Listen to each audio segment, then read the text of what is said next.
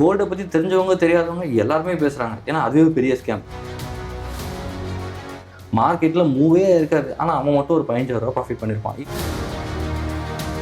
இதில் எஃப்ஐஐ காலம் இன்க்ரீஸே ஆகலை, பப்ளிக்கே வாங்கலை, வெறும் ப்ரொமோட்டர் தான் வாங்கிட்டு இருக்காரு அப்படின்னாலே ரெஜிஸ்டர்ட் புரோக்கரை நம்ம ஐடென்டிஃபை பண்ணணும். அதுக்கு என்னென்ன கிரைட்டீரியாஸ்லாம் இருக்கு?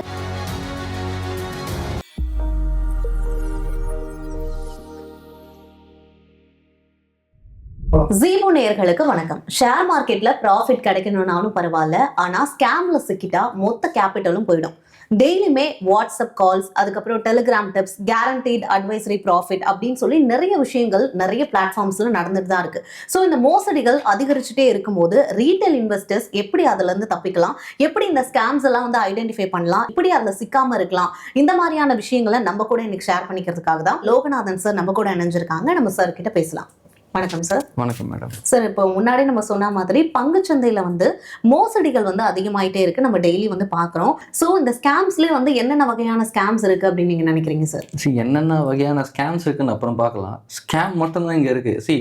நீங்கள் ஸ்டாக் மார்க்கெட்டில் மட்டும் ஸ்கேம் கிடையாது. நீங்கள் ஒரு பேங்க் அக்கௌண்ட் ஓப்பன் பண்ணாலும் ஸ்கேம் வருது, ஒரு இன்சூரன்ஸ் எடுத்தாலுமே ஸ்கேம் வருது, ஏன் ஒரு ஹெல்த் இன்சூரன்ஸ் எடுத்தாலும் ஸ்கேம் வருது, ஜஸ்ட் லைக் தட் ஒரு 2 வீலரோட நீங்கள் இன்சூரன்ஸ் எடுத்தாலுமே ஸ்கேம்ஸ் வருது.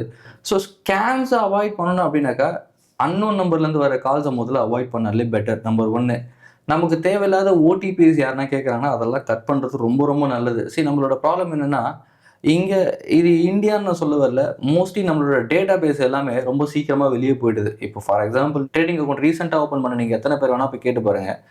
ஒன்ஸ் அக்கௌண்ட் ஓப்பன் ஆகிடுச்சுன்னா மேட்டர் ஆஃப் 5-10 டேஸில் அவங்களுக்கு கால் போக ஆரம்பிச்சிடுது. நான் உங்களுக்கு ரெக்கமெண்டேஷன் தரேன், இல்லை நீங்கள் எங்ககிட்ட ட்ரேடிங் அக்கௌண்ட் ஓப்பன் பண்ணுங்கள், ஓகேங்களா, இல்லை நான் உங்களுக்கு ஒரு இன்வெஸ்ட்மெண்ட் பிளான்ஸ் கொடுக்குறேன், எஸ்ஐபிஸ் பண்ணலாம். எப்படி அவ்வளோ சீக்கிரம் வெளில போகுது அப்படின்றது தான் இங்கே ரொம்ப ஃபிஷியாக இருக்குது.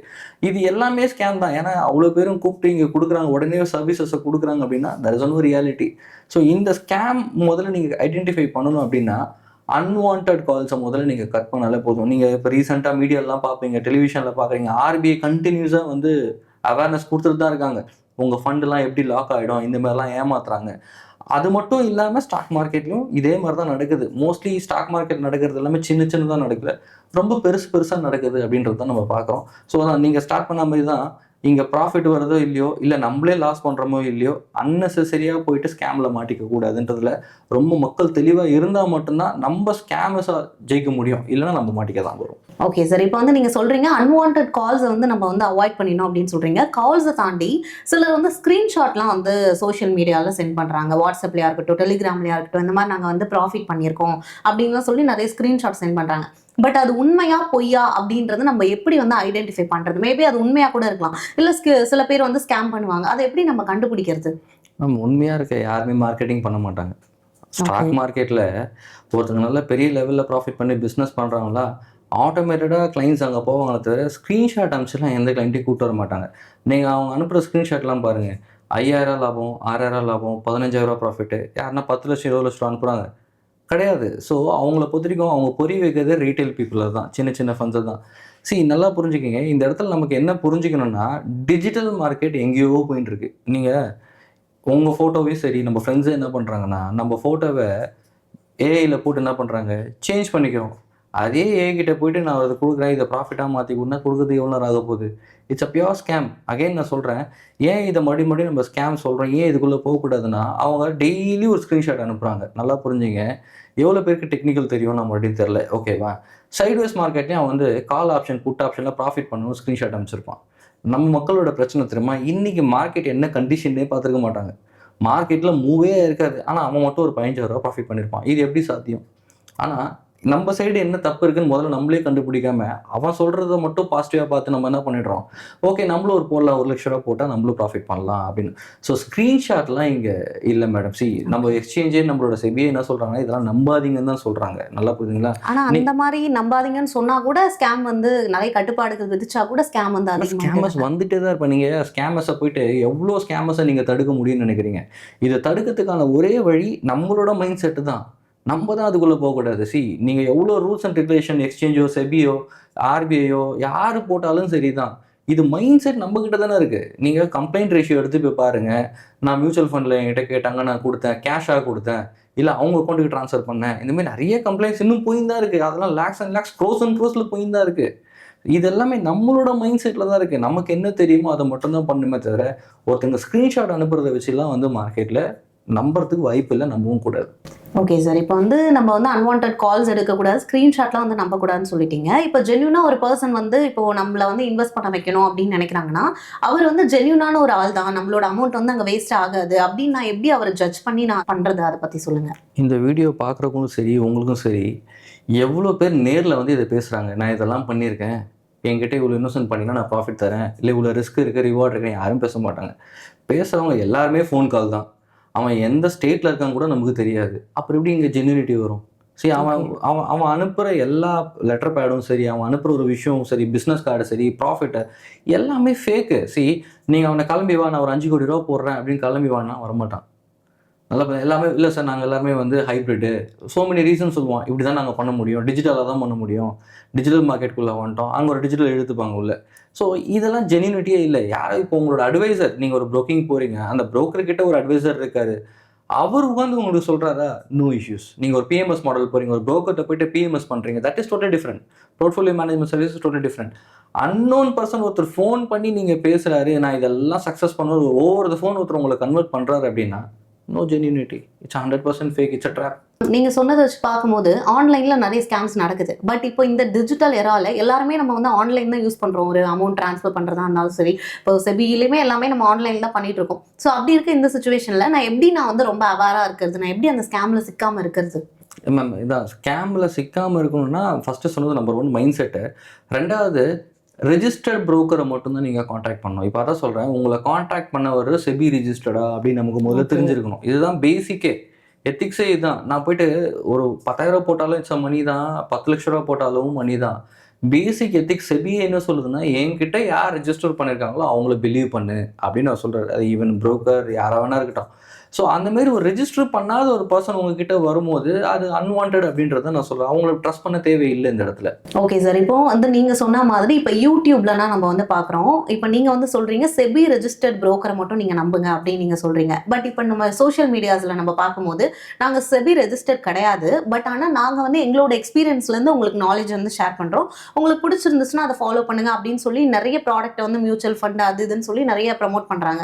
ஸோ இப்போ அதில் நான் வந்து இந்த ஸ்கேம் எல்லாம் தவிர்த்துட்டு, ஒரு ஃபேக்கான இதுவெல்லாம் நான் தவிர்த்துட்டு, ஒரு ஜென்யூனிட்டியான அவங்க ஒரு பர்சன் தான் அவங்க அப்படின்றத நோக்கி நான் எப்படி போறது, நான் எப்படி அதை கண்டுபிடிக்கிறது அவங்கள? மேடம், சோஷியல் மீடியாவில் அகைன் நான் சொல்கிறேன், 2 வகையாக பிரிச்சுக்கோங்க. இப்போ நார்மலாக சோஷியல் மீடியாவில் இப்போ நீங்கள் சொன்னது தான், என்னோட பேக் டெஸ்ட் பண்ணதை நான் உங்களுக்கு காமிக்கிறேன். அது வந்து நாலேஜ் ட்ரான்ஸ்ஃபர், நல்லா புரிஞ்சுக்கிங்க. ஃபஸ்ட்டு பேசின ஸ்கேம் வேறு, உங்களை கூப்பிட்டு கன்வெர்ட் பண்ணி உங்ககிட்ட இருந்து ஃபண்டை வாங்கி ப்ராஃபிட் பண்ணுறேன்னு சொல்லி லூட் பண்ணுறது ஸ்கேம். பட் இங்கே நடக்கிறது எஜுகேஷன். நல்லா இதுக்கு அதுக்கும் வித்தியாசம் இருக்குது. அதாவது எனக்கு தெரிஞ்ச விஷயத்த உங்களுக்கு நான் சொல்லி கொடுக்குறேன் அப்படின்னு சொல்கிறது தான் சோஷியல் மீடியாவில் வருது. அதை இன்புட்டை எடுத்துக்கோங்க. மறுபடியும் சொல்கிறேன், அந்த இன்புட் எடுத்து ட்ரேட் பண்ணணுன்ற அவசியமும் இல்லை, கண்டிஷனில். அவங்க வந்து சோஷியல் மீடியாவிலேருந்து உங்ககிட்ட வந்து நான் சொல்கிறதெல்லாம் நீங்கள் ட்ரேட் பண்ணுங்கள், இதனால் என்ன வருதோ எனக்கு ஷேரிங் கொடுங்கன்னு யாரும் பேசலை. அப்படி ஒருத்தவங்க பேசுகிறாங்களோ அவங்கள விட்டுருங்க, ஓகேங்களா? எஜுகேஷனை தான் பார்க்கணும். நிறைய எஜுகேஷன் நமக்கு ஃப்ரீயாகவே கிடைக்குதுன்ற போது கொஞ்சம் இன்புட் எடுத்துக்கலாம். பட் அந்த இன்புட்டை பேஸ் பண்ணி நம்ம ட்ரேட் பண்ணணும்னு நினைக்கிறீங்கன்னா, அகைன் உங்களுக்கும் ஒரு அட்வைசர் இருப்பார் இல்லையா, செபி ரிஜிஸ்டர் அட்வைசர் இருக்கா, நான் இந்த மாதிரி ஒரு இன்புட் பார்த்தேன், இது கரெக்டாக தப்பா வருது, அட்வைஸை கேட்டுட்டு பண்ணுறது ஆல்வேஸ் பெட்டர். இது எஜுகேஷன் சைடு தான். ஓகே சார், இப்போ இந்த சோஷியல் மீடியாவில் வந்து அவங்களோட நாலேஜ் வந்து ஷேர் பண்ணும்போது ஒரு சில ஸ்டாக் பற்றி அவங்க பேசுகிறாங்க. அவங்க பேசும்போது அந்த ஸ்டாக்ஸ் வந்து ஏறிக்கிட்டே இருக்கு. ஸோ அதுக்கு பின்னாடி ஏதாவது பிளான் இருக்குமா, அதை நம்ம எப்படி கண்டுபிடிக்கிறது, அதை பற்றி சொல்லுங்கள். மேடம், இந்த மாதிரி ஸ்கேம்ஸ், அதாவது ஒரு ஸ்டாக் சடனாக ஏறுறது வந்து ஒரு பெரிய கேட்டகரி, அது ஏபி கேட்டகரிலாம் நடக்காது.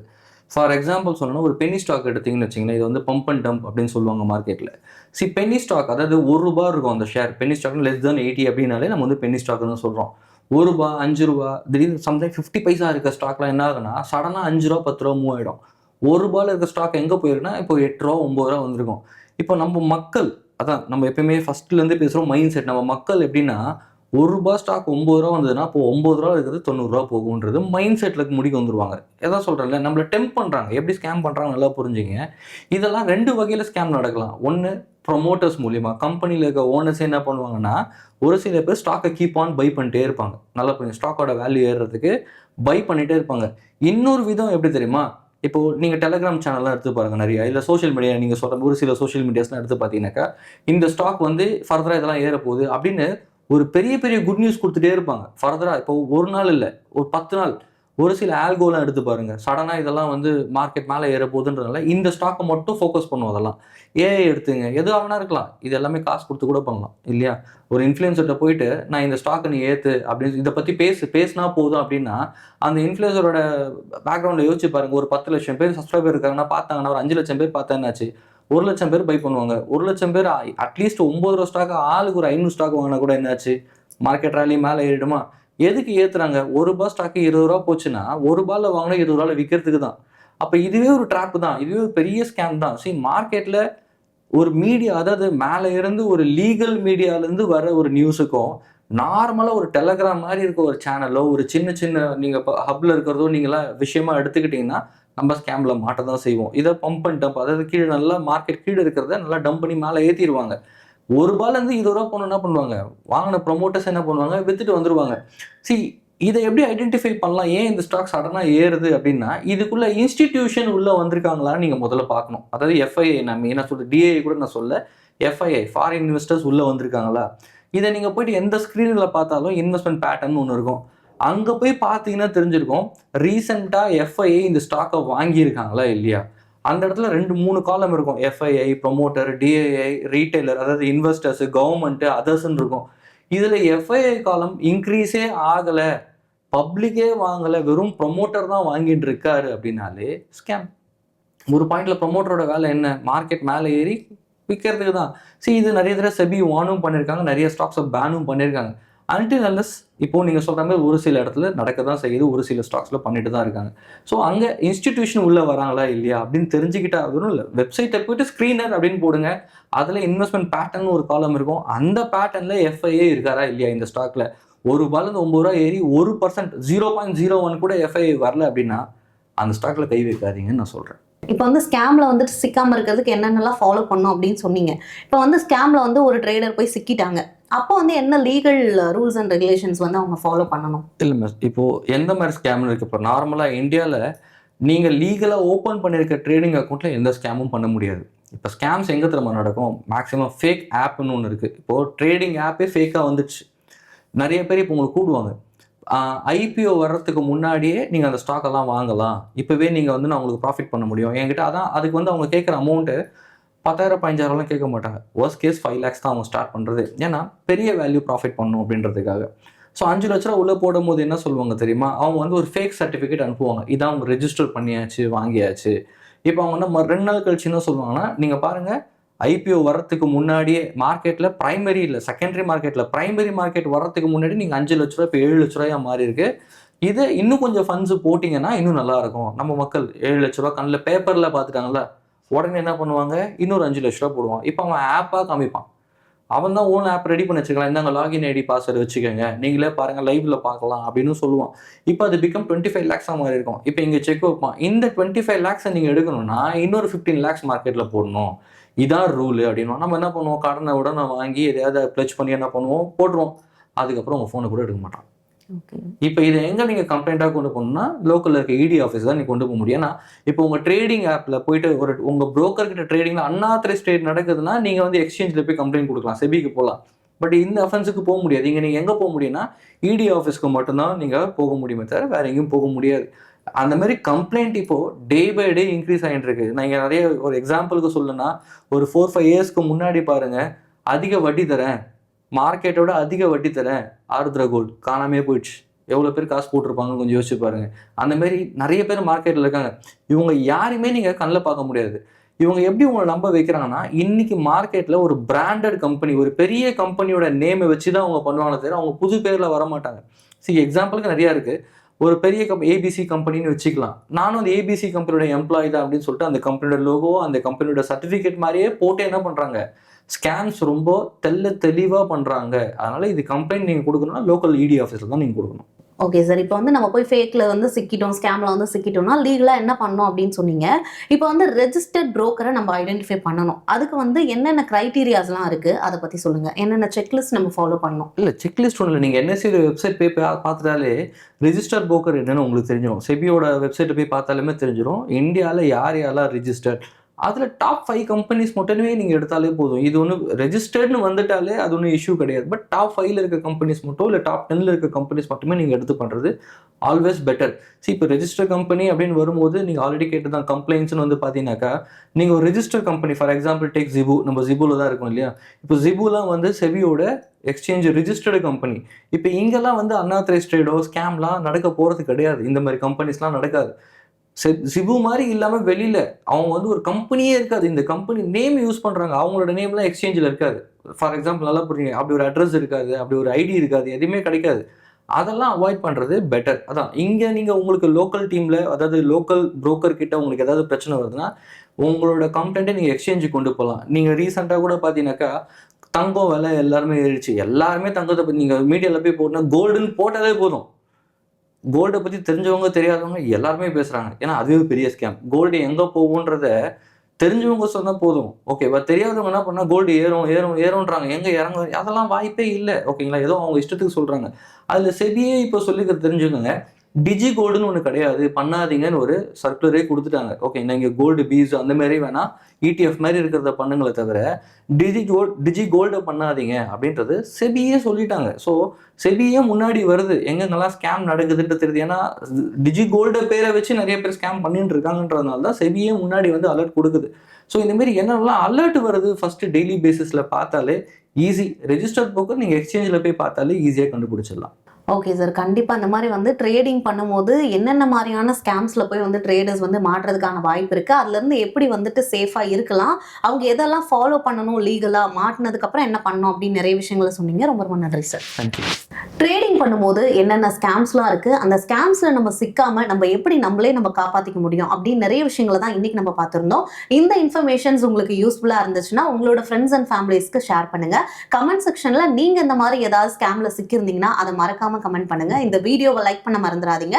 ஜீபு சேனலையும் சப்ஸ்கிரைப் பண்ண மறக்காதீங்க.